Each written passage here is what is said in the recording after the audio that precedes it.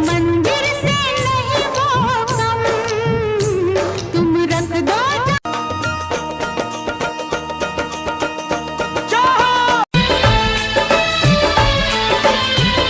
Hello everyone, welcome back to my new blog. आप लोग कैसे हैं गाइस? आई होप आप लोग बहुत अच्छे होंगे। आप सभी लोगों का मेरे न्यू ब्लॉग में बहुत बहुत स्वागत है।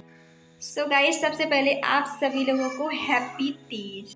हे गाइस, यहाँ पे मैं फाइनली रेडी हो गई हूँ और मेरी तीज की पूजा भी हो गई है। सब कुछ हो गया तो मैंने सोचा एक छोटा सा आप लोगों के लिए ब्लॉग बना लेती हूँ। गाइस, यहाँ पे हमारी पूजा हो गई है और हमने बहुत अच्छे से पूजा की है। बट गाइस ना, मेरी फौजी साहब के साथ एक भी फ़ोटो नहीं है। एक ही वीडियो किसी तरह से बन गई है, क्योंकि फौजी साहब ऐसे रूली आदमी है ना कि उनको ना अगर टाइम से पहले जो चीज़ हो जाना चाहिए वो हो जाना चाहिए, टाइम के बाद समय निकल गया तो कुछ नहीं होना चाहिए। भैया बहुत रूली है, तो इसलिए सब लोग बोल रहे थे कि अपने हस्बैंड के साथ कोई फ़ोटो दो। बट मेरी कोई फ़ोटो नहीं है गाइस। जो भी वीडियो था मैंने आप लोगों के साथ पोस्ट कर दिया है, तो आप लोग ढेर सारा प्यार दीजिएगा। ब्लॉग में बने रहिएगा और मैं आप लोगों को दिखाती हूँ और दिखाऊंगी मैंने कैसे पूजा किया, तीज में कैसे क्या इकट्ठा किया, तो सारी चीज़ें आप लोगों को दिखाऊंगी। और पता है गाइस ना, हमने बहुत जल्दी से सारा काम किया, सब कुछ किया। और क्योंकि ना मेरा जो है ना, कल भी मंडे का मेरा व्रत था और आज ट्यूसडे तीज का, तो ये भी निर्जला मेरा व्रत था, तो बहुत ज़्यादा वो हो गया।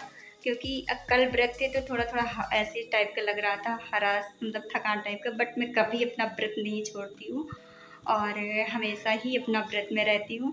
तो मेरा 2 दिन ना व्रत इकट्ठे पड़ गया था, इसलिए फिर बहुत ज़्यादा मैंने सोचा था सुबह से ब्लॉगिंग करूँगी, बनाऊँगी, हर एक चीज़ करूँगी, बट वो नहीं कर पाई मैं। तो आप लोग प्लीज़ हमारे छोटे से ब्लॉग को ना बहुत ज़्यादा प्यार दीजिएगा।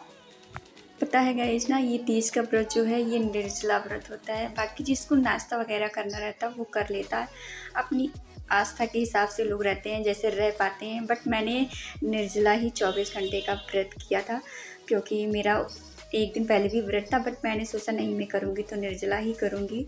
तो मैंने यहाँ पे निर्जला व्रत कर लिया था और अच्छे से जो भी सारी चीज़ें सुबह उठकर 4:30 बजे से जो भी पूजा के नियम होते हैं वो मैंने सारी चीज़ें की, बट आपको नहीं दिखा पाई। तो चलिए जो भी चीज़ें वो दिखाती हूँ आप लोगों को। गाइस, यहाँ पे मैंने ना शाम के पूजा के सारे सामान इकट्ठा कर लिए। जो शाम के टाइम प्रदोष काल में जो तीज की पूजा होती है वो सारे सामान मैंने यहाँ पे इकट्ठा कर दिया था। सुबह का तो मैं आप लोगों को दिखा नहीं पाई, पर ये शाम के टाइम का था।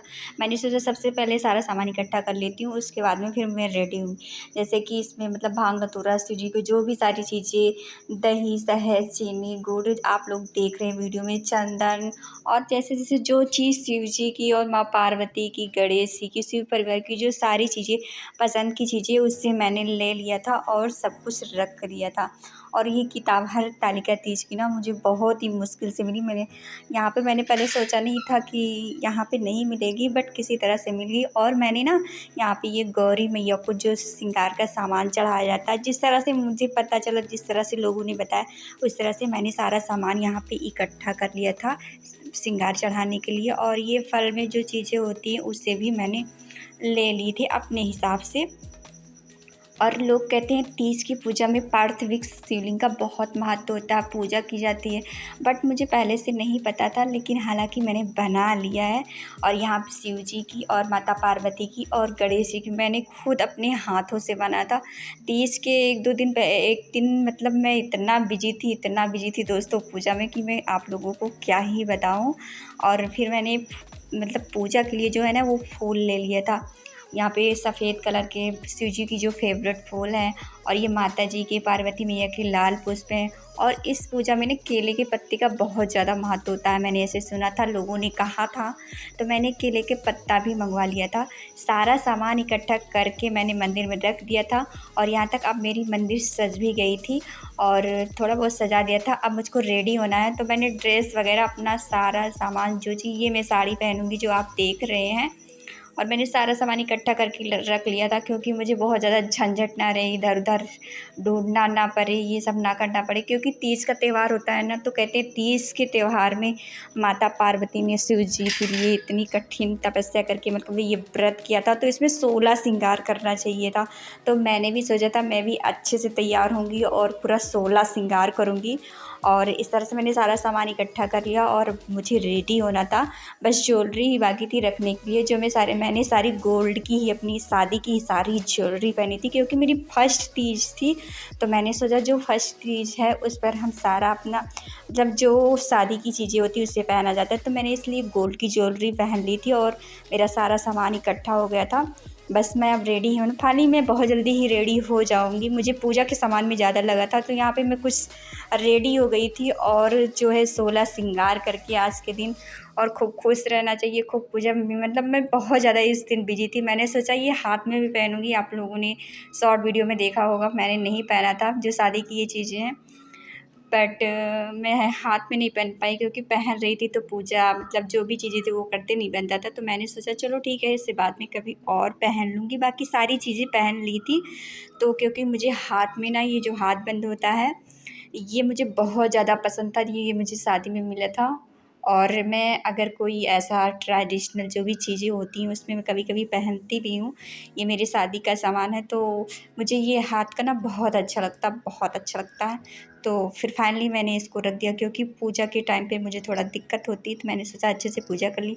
और 16 श्रृंगार में ना परफ्यूम बहुत ज़्यादा मायने रखता है, 16 श्रृंगार में परफ्यूम भी आता है, तो मैंने सोचा परफ्यूम ज़रूर लगाऊंगी।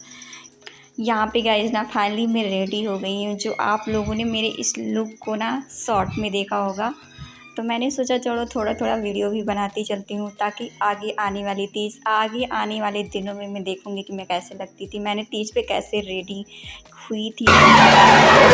माँ शेरों वाली आजा मैं। पूजा बहुत ही अच्छे से की है, क्योंकि बहुत पूजा के लिए मैंने सारे सामान इस तरह से इकट्ठे किए थे। तो सबसे पहले मुझे ना बहुत टाइम लग गया कथा पढ़ने में, उसके बाद भगवान को मैंने फल चढ़ाया और सारी चीज़ें चढ़ाई जो चीज़ पूजा में होती है, क्योंकि शिव जी और माता पार्वती का गणेश जी की पूजा होती है, तो बहुत अच्छे से पूजा करनी चाहिए। मैंने भी दिल से फौजी साहब के लिए पूजा किया, जो मतलब अच्छे से करना चाहिए। यहाँ पे मैंने भगवान को धीरे धीरे हर चीज़ें चढ़ाई, उसके बाद में सारी चीज़ों का भोग लग गया था। और जो जिस तरह मैंने पार्थिविक शिवलिंग की जो पूजा की, जो मैंने बनाया है दूध सही चीनी घी अक्षत से हर चीज़ों से, उस सब चीज़ों का वीडियो नहीं बन पाया था, बस थोड़ा थोड़ा जो भी था क्लिप में वो मैंने ऐड कर दिया है। और इस तरह से भगवान को मतलब जो लड्डू पसंद होता है शिव जी को सफ़ेद कलर का, मैंने वही मंगवाया था, तो वो वाला लड्डू का मैंने भोग लगाया है। और यहाँ पे भगवान को मैं अक्षत चित्रकार रही हूँ, तो मैंने बहुत दिल से पूजा की कि शिव जी हमेशा अपनी दिष्ट कृपा बनाए रखें और माता पार्वती हमेशा हम पर अपनी दिष्ट कृपा बनाए रखें। उसके बाद में मैं माँ को सिंदूर लगाने के बाद में मैंने यहाँ पे माँ को अच्छे से सिंदूर लगाया। उसके बाद में मैं खुद अपना सिंदूर माँ से सिंदूर लूँगी, क्योंकि ये करना चाहिए। उस दिन मैंने ऐसे सुना था, लोगों ने कहा था, तो मैंने वो सारी चीज़ें कर ली थी।